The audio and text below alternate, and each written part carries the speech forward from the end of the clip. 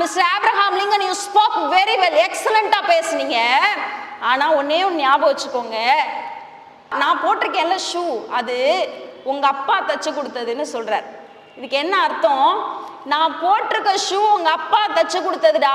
நீ எவ்வளவு பெரிய ஆளா இருந்தாலும் கூட நீ செருப்பு தைக்கிறவனோட பையன்னு அவர் சொல்றார். சொல்லாம நீங்களோ நானா இருந்தா என்ன பண்ணிருப்போம்?